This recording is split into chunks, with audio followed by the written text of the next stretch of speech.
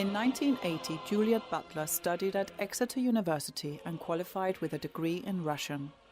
In 1982, aged 23, she decided her future lay in Russia. I was always interested in Russia and I wanted to go there, but that was the time of the Soviet Union, so it was really hard to get past the Iron Curtain. The only way at that time for me to get to Russia was to be a nanny in the British Embassy. I managed to get a job, went over there, met a Russian Soviet citizen, fell in love, wanted to get married, but the British Embassy obviously didn't like that. They insisted that he was working for the KGB. So I had to leave my job there. Stayed in Russia for the next 20 years because he wasn't allowed out of the country. Juliet became a freelance journalist and interpreter. One day she happened to see Masha and Dasha Krivoshlyapova, conjoined female twins, appearing on a Russian TV show. And I was really fascinated because there are so few pairs of adult conjoined twins in the world. And they're very unusual in that they were joined at the waist. So they're two people, you might say, from the waist up and one from the waist down because they had one leg each.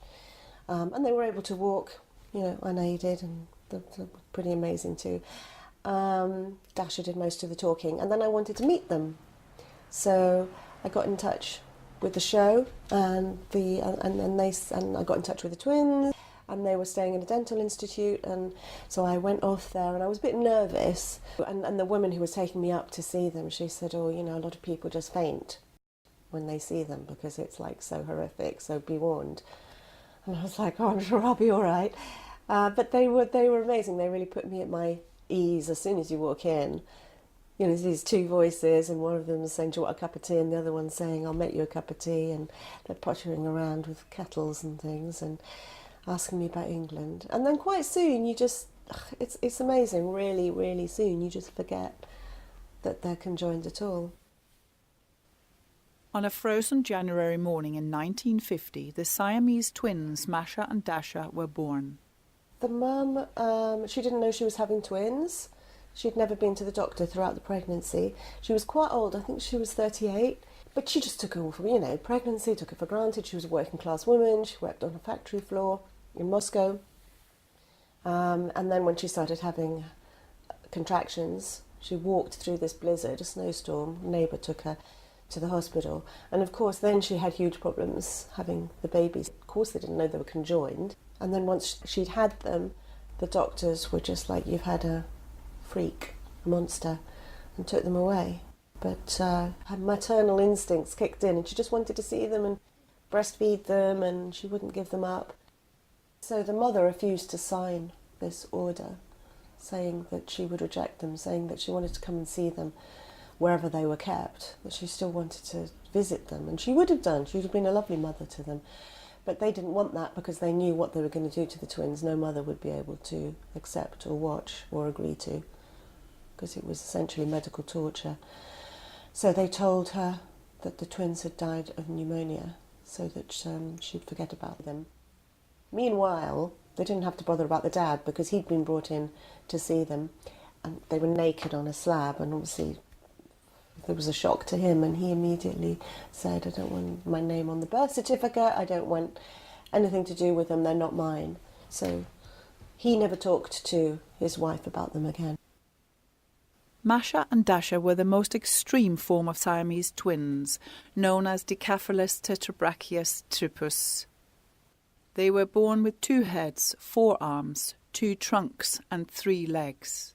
They each had 1 leg and another at the back, the 3rd leg, which was removed in 1968.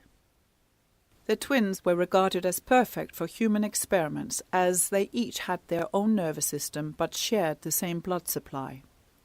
Anokhin, a Russian physiologist, carried out a number of experiments on the twins from birth until they were 6. They deprived them one at a time of sleep for long periods as babies, so they'd just keep them awake all the time to see what effect that had on the other one. They would freeze one in ice, bring the body temperature right down to almost fatal levels to see what happened to the other twin. They'd starve one. They'd have food tubes put down them the whole time, measuring tubes. They'd have encephalograms, which is like helmets measuring their brain. They were given electric shocks to see what their reaction would be. A metronome would tick, and then when the metronome started ticking, they knew they were going to get an electric shock. So they wanted to judge. It was Pavlovian. They wanted to judge, because it's a little known fact that Pavlov used to give electric shocks, not just to dogs, but to orphans. They were treated like guinea pigs. They lay in a cot in a locked room. Their only visitors were hospital staff and scientists, who often wore masks. At 6, the scientists didn't really have anything more to study, so they sent them to an orthopaedic hospital to be taught to walk. Looked after completely differently there by the nurses, especially one, their physiotherapist, Auntie Nadia, who adored them and fell in love with them really and became their surrogate mother throughout their life. They were kept isolated until they were 11, and then they were allowed outside to walk, because Masha was really, really naughty. People passing saw them, and there was like shock went right through Moscow that there's this girl with 2 heads. And ever since that time, there were crowds around the hospital grounds the whole time. And so by the time they were 14, this had got to such a state, the gossip about them, that the authorities decided to move them down to a school in Novocherkassk, which is in southern Russia. It was a boarding school for severely disabled students. The teachers and pupils were kind, and these were the happiest days of their lives. Auntie Nadia came from Moscow to visit them.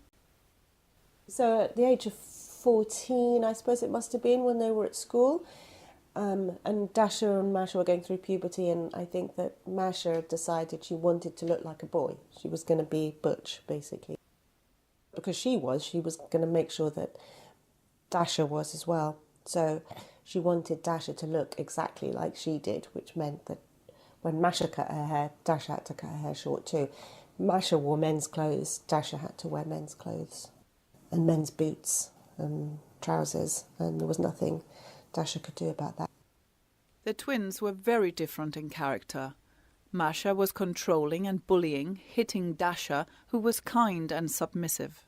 Dasha was very romantic, she always was. And as a girl, she fell very much in love with one of the boys in the school. She was in love with Gagarin, and in a way, they idealised Stalin when they were little. So she was always a hero worshipper. But, Masha essentially was a lesbian, and she wanted a reflection of that in her sister, even though Dasha was very romantic. Masha hated that in her. They were 18 years old when they left school, and just a year before they were due to graduate, but they'd realised that they weren't going to be able to get a job in society, that they were going to be sent to an old people's home. And so they went back to Moscow, and they were put in this massive old people's home, and they were the only young people there. There were no homes for invalids, because there were no invalids in the Soviet Union, because there were no floors, and you couldn't have conjoined twins running around in the Soviet Union. That was the biggest flaw of all.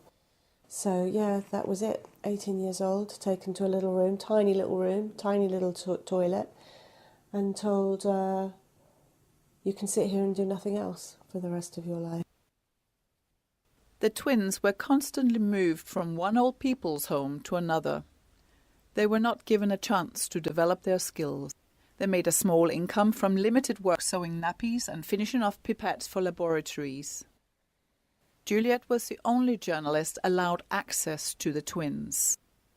Well, they'd never met any Westerners before, so there was that. They were interested to hear, had I met the Queen type thing. And they wanted to hear all about Princess Diana. But with Masha, mostly it was just because in those days there was a lot of shortages of food and goods and products, and Westerners could get them through a special chain of shops, Berioska shops.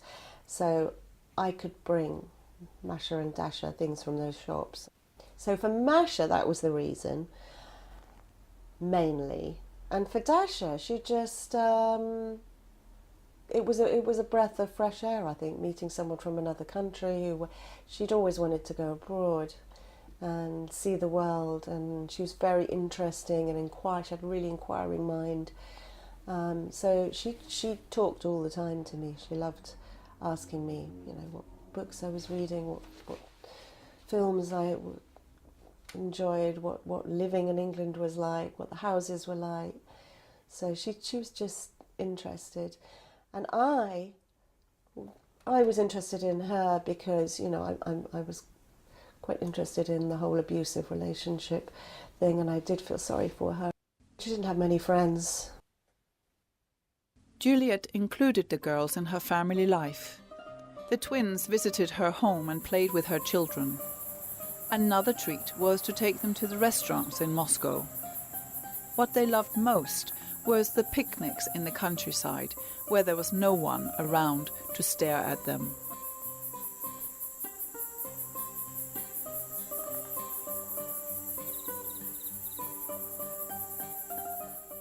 They lived in these old people's homes all their lives, and eventually the balance between them was redressed, this abusive relationship. Dasha took a stance, and it's amazingly, and I think that is an incredible part of the story. She mothered Masha. Nearly 2000, and essentially Masha had run out of money, and she wanted money for the vodka and cigarettes and nice food and stuff. So she said, write a book, we'll sell the book, I'll get some money.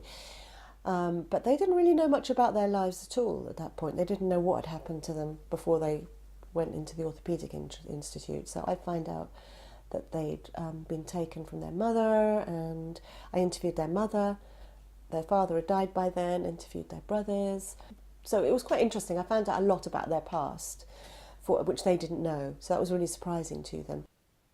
It was very well researched, the book, but it wasn't as I would have liked to have written it because it was controlled by Masha. So, she was the editor of the book, which annoyed me because I thought there was a great book in there somewhere.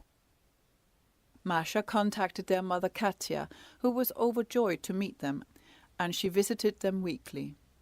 She told them she loved them. However, after 4 years, Masha rejected her mother because she was unable to provide a home for the twins. Masha resented the fact that she and her sister had been institutionalized all their lives. I think that they were happy at the end of their lives. They reached this nice balance. But then at 53, Masha had a heart attack one evening. She was taken into hospital and she died in the ambulance.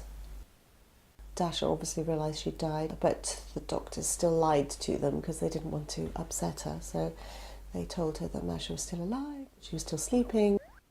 It took Dasha 17 hours to die. She'd always been afraid of what would happen when one of them died. She had no idea how she would die. She knew she was going to die, but she didn't know how, so she wanted them to give her an injection, to just put her, sedate her at least, but they wouldn't. They wanted to observe how she died. Her heart was still pumping blood to Masha. Masha's wasn't pumping it back, but it was coming back slowly, but with the cadaverous toxins, so she was poisoned. But essentially she got blood poisoning, and she hemorrhaged into Masha. And I talked to Auntie Nadia, who talked to the doctors, and she said it wasn't an unpleasant death, she just slipped away.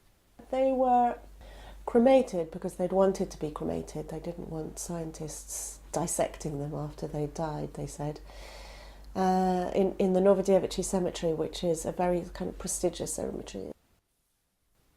After the death of the twins, Juliet rewrote her very moving book about them, called The Less You Know, the Sounder You Sleep. The material came from the tape recordings and interviews Juliet had researched for the book that she had created for Masha. It's a tribute to Dasha and written in her voice. I just sort of felt I should give Dasha more of a voice somehow. I felt that, she'd had quite a sort of tragic life. And she wanted people to realise what it was like to be disabled. I wanted it to be her voice, not my voice at all, not a journalist's voice. I wanted her innocence to come across completely. I wanted the reader to be Dasha.